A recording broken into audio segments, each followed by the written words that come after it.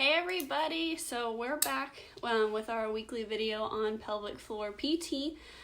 Today you guys voted and we are going to start talking about diastasis recti.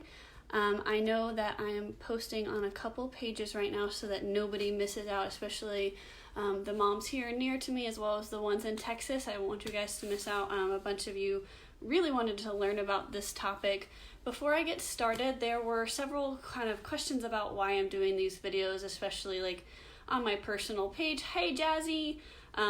While I'm not working because I recently had surgery, so I can't actually do anything as a physical therapist right now.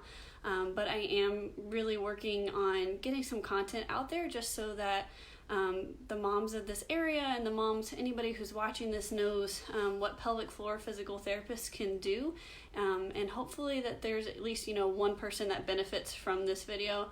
What up, Ree? I hope you're having a great day. Miss Rhiannon Wallace Adams. I can't believe that there's so many people from high school that are married and with babies. I'm so proud of you guys. If you are having children, I love to see your babies all over Facebook. Please continue to post pictures of them. They're so stinking cute.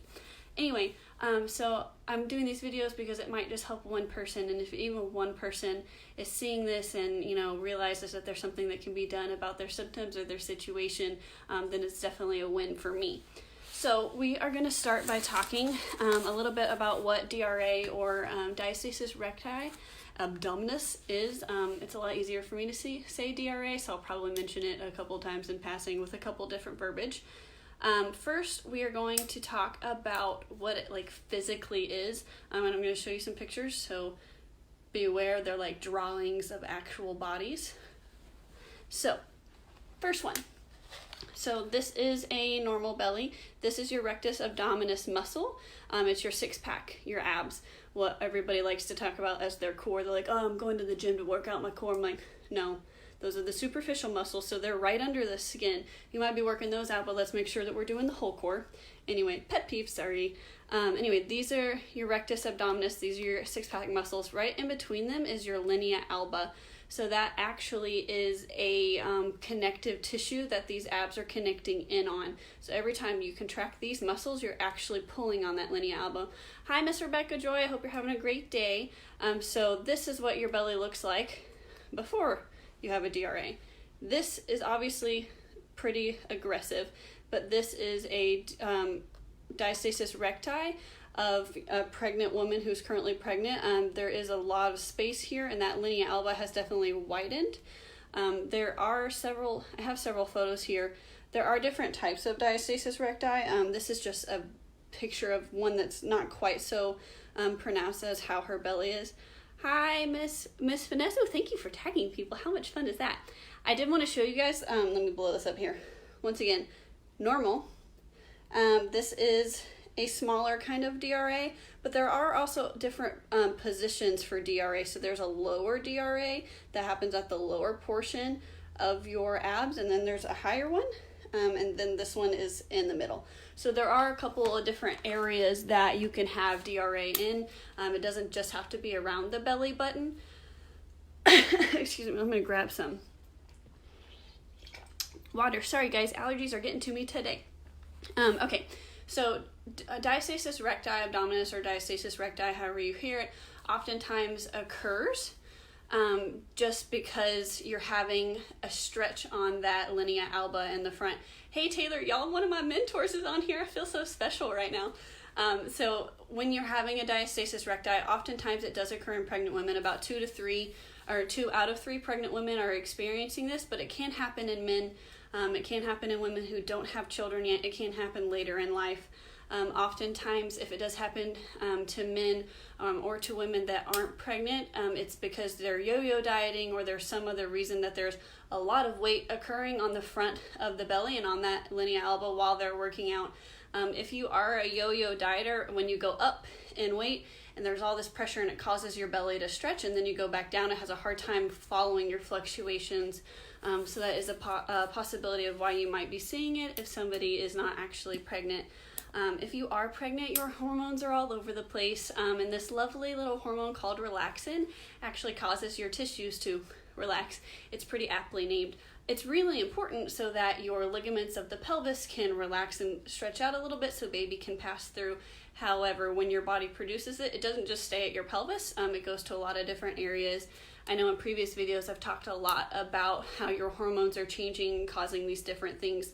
The relaxin also affects that linea alba, which is a connective tissue. So if it's causing it to relax and then baby is pushing out on you a little bit and then you're trying to contract those muscles, or if you're in a plank position or you're trying to really bear down those muscles, so normally the middle of my knuckles is probably what we would consider your linea alba for this this example. So normally your muscles pull, it stretches the linea alba and they go back, pull and go back.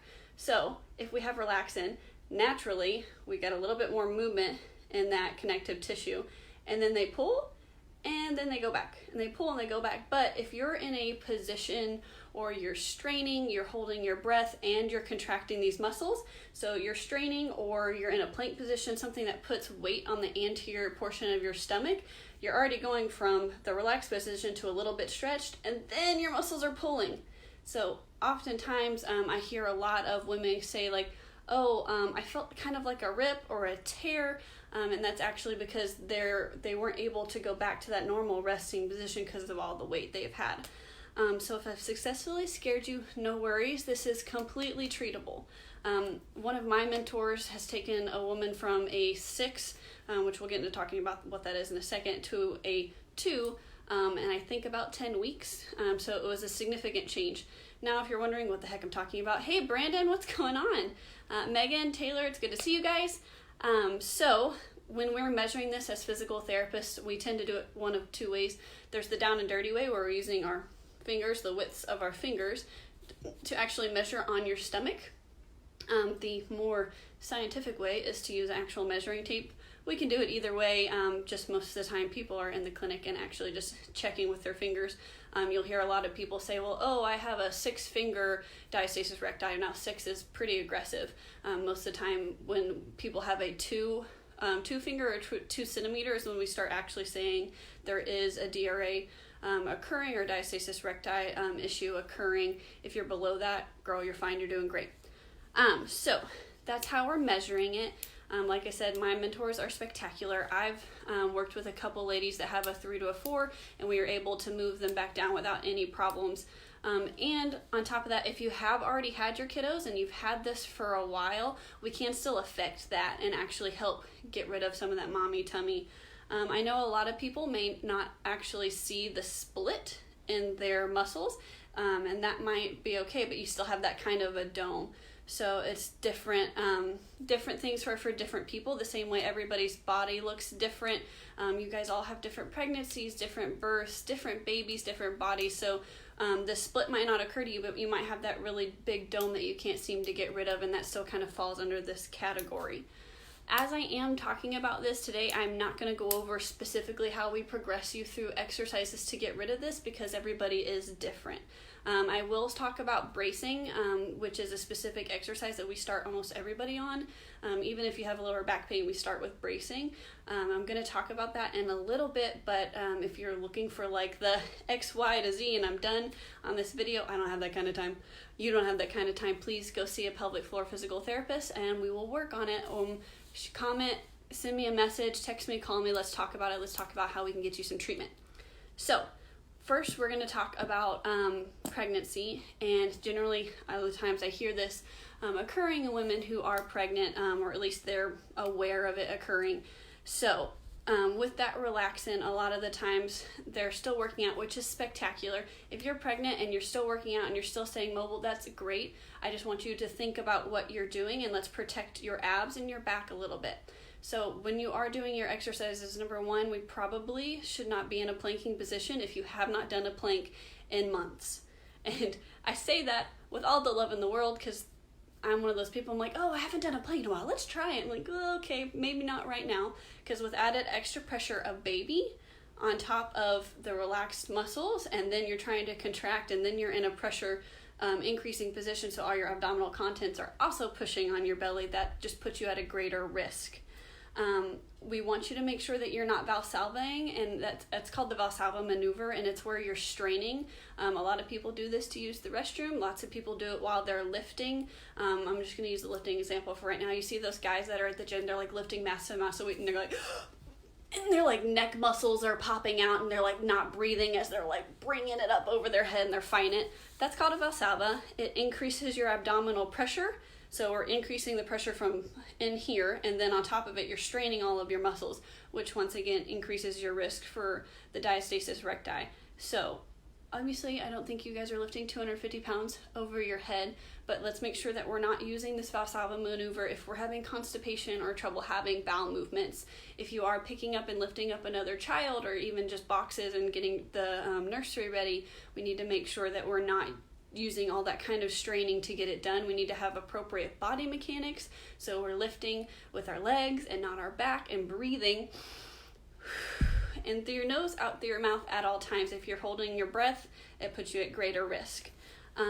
Also, for my pregnant ladies, especially those of you guys who are further along, when you're sitting up in bed, let's try not to do like a complete sit-up, because once again, you're straining to use all these muscles to lift your trunk. So why don't we do a log roll? So it's where you push onto your side, use your arms, and push up, swing your legs over the edge. That way we're not stressing the middle of the abs. And now we're going to talk about bracing. So bracing is really important because it protects your lower back and it protects your spine while using your core muscles.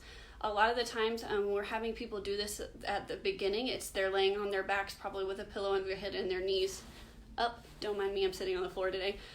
With their knees up, and they're using their deep core muscles. Hey, Miss Jennifer. So they're using their deep core muscles.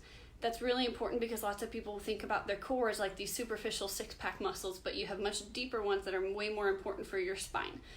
So the biggest thing that we use to cue people in getting these deep core muscles is, think about if you are trying to stop the flow of urine while you're on the bathroom and somebody walks in, you're like, whoop.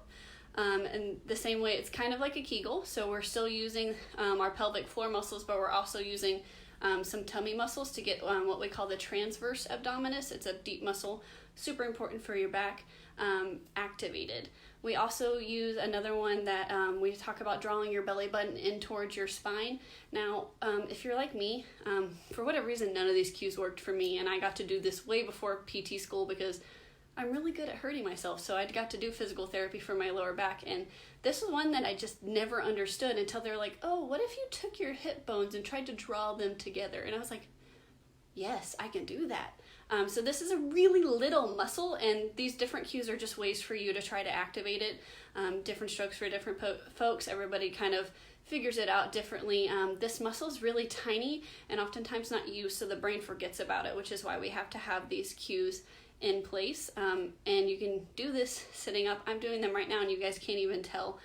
This bracing is really important. Is really important for everything that we're doing, and making sure that you're doing okay and that you're protecting your back. Hi, Miss Elena.